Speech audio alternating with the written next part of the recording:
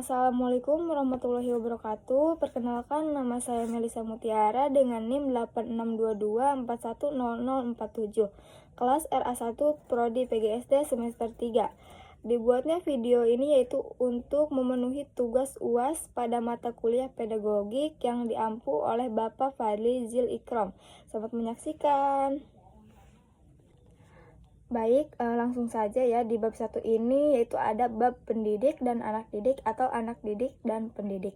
Jadi menurut pemahaman saya adalah anak didik itu individu yang sedang berada dalam proses belajar dan perkembangan. Nah, baik secara pengetahuan, sikap, dan maupun keterampilan gitu. Anak didik bukan hanya penerima ilmu, tetapi subjek aktif yang memiliki potensi unik dan berada satu sama lain.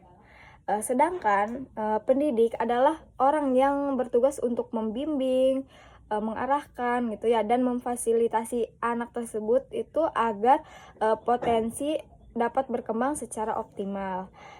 Selanjutnya di sini ada menurut pemahaman saya ya karakteristik anak didik diantaranya yaitu ada 6 nih. Yang pertama, anak didik memiliki keunikan masing-masing.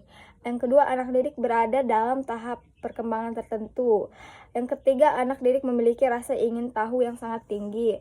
Yang keempat, ada anak didik belajar melalui pengalaman dan lingkungan gitu. Yang kelima, ada anak didik membutuhkan bimbingan dan motivasi. Dan yang keenam, yaitu ada anak didik dapat berkembang jika diberi kesempatan dan kepercayaan. Selanjutnya di poin C, di sini ada menurut saya peranan pendidik itu ada 7 gitu ya. Yang pertama ada sebagai pengajar. Nah, jadi sebagai pengajar ini kita bisa menyampaikan ilmu pengetahuan kepada anak didik tersebut gitu. Yang kedua ada sebagai pembimbing. Nah, jadi kita sebagai pembimbing itu harus bisa membantu anak yaitu untuk mengatasi kesulitan dalam proses belajar gitu.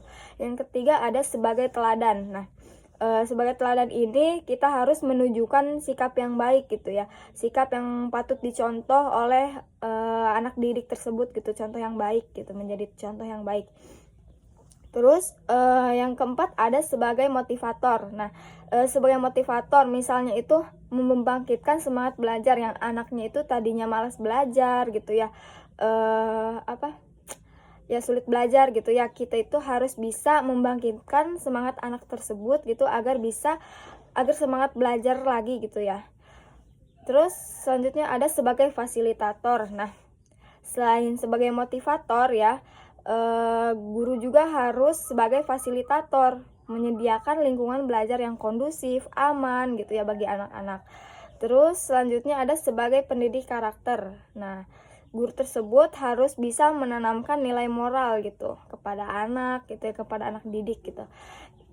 Selanjutnya ada yang ketujuh sebagai evaluator. Nah, sebagai evaluator ini misalnya menilai perkembangan belajar anak didik. Nah, misalnya sejauh mana anak didik tersebut gitu ya untuk mengetahui perkembangannya gitu ya dalam belajar gitu maupun belajar di rumah gitu ya, di sekolah gitu kan ya.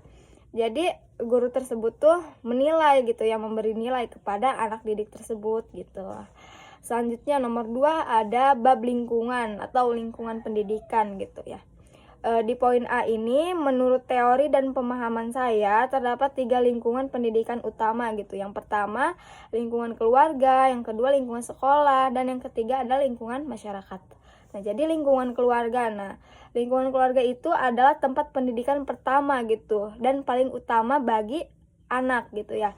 Di sini anak itu belajar nilai dasar dulu gitu seperti sopan santun gitu, kasih sayang, dan tanggung jawab. Terus yang kedua ada lingkungan sekolah. Jadi lingkungan sekolah tuh berperan memberikan pendidikan formal yang terstruktur gitu, menanamkan ilmu pengetahuan dan keterampilan atau kedisiplinan gitu.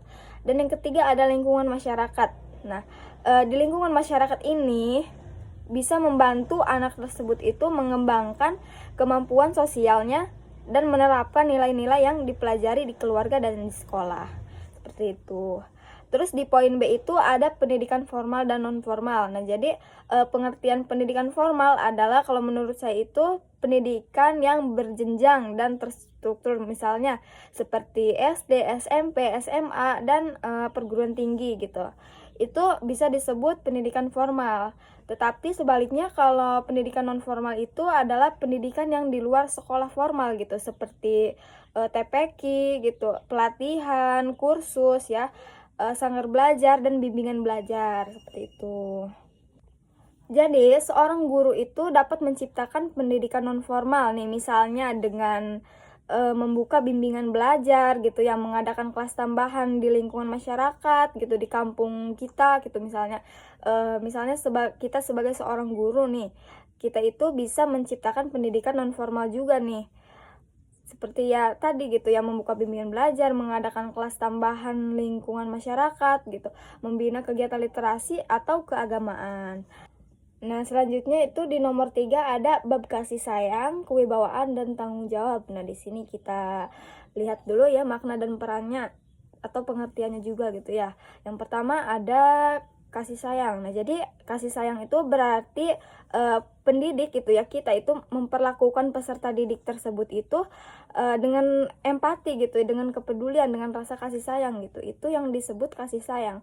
Yang kedua ada kewibawaan. Nah, jadi kewibawaan ini sikap tegas dan dihormati tanpa harus bersikap keras gitu. Tegas gitu. Itu yang dimaksud dengan kewibawaan gitu. Tanpa harus bersikap keras gitu. Tapi sikap tegasnya ini dihormati gitu ya. Bukan harus bersikap keras gitu. Itu yang dimaksud kewibawaan. Terus yang ketiga ada tanggung jawab nih.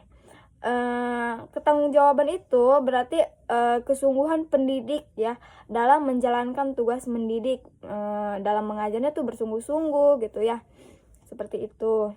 Nah, kesungguhan pendidik dalam menjalankan tugas mendidik, yaitu ketiga hal ini itu sangat penting. Kenapa ya? Karena kasih sayang membuat anak merasa aman gitu ya, kewibawaan menumbuhkan disiplin, tanggung jawab menjalin proses berjalan dengan baik, seperti itu.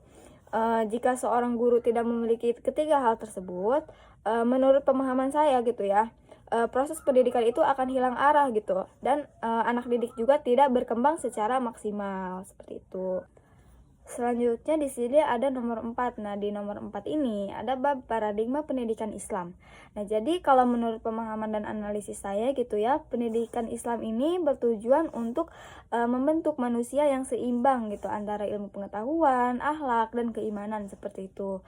Pendidikan Islam juga nggak hanya fokus pada kecerdasan intelektual gitu, tetapi juga pada pembentukan akhlak mulia. Terus paradigma pendidikan Islam menekankan yaitu ada 3, yaitu yang pertama ada pendidikan sebagai ibadah, yang kedua ada guru sebagai teladan akhlak, dan yang ketiga ada peserta didik sebagai amanah yang harus dibimbing gitu menuju kebaikan dunia dan akhirat. Dalam pandangan saya gitu ya, paradigma ini sangat relevan diterapkan di sekolah dasar nih. Kenapa ya? Agar anak itu tumbuh gitu menjadi pribadi berilmu dan berakhlak gitu, menjadi lebih baik gitu. Terus selanjutnya ada nomor 5. Nah, jadi nomor 5 ini manusia sebagai animal educandum gitu. Nah, manusia sebagai animal educandum ya berarti manusia adalah makhluk gitu yang dapat dan harus dididik gitu. Pendidikan juga menjadi kebutuhan dasar gitu bagi manusia. Kenapa? Ya untuk berkembang dan menjadi lebih baik gitu. Jadi kalau kesimpulan saya gitu ya, pendidikan adalah proses seumur hidup yang membentuk manusia menjadi pribadi yang beriman gitu, berilmu dan berakhlak, seperti itu. Penerapan saya sebagai guru atau pendidik gitu ya, yang pertama yaitu terhadap diri sendiri dulu, terhadap diri pribadi gitu.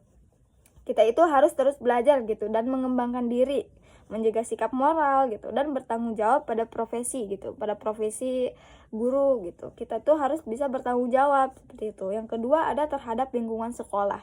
Nah, jadi terhadap lingkungan sekolah ini, misalnya kita menciptakan suasana belajar yang nyaman gitu, menjadi teladan gitu, bekerja sama dengan antar teman gitu, antar rekan guru. Terus selanjutnya ada terhadap lingkungan masyarakat gitu.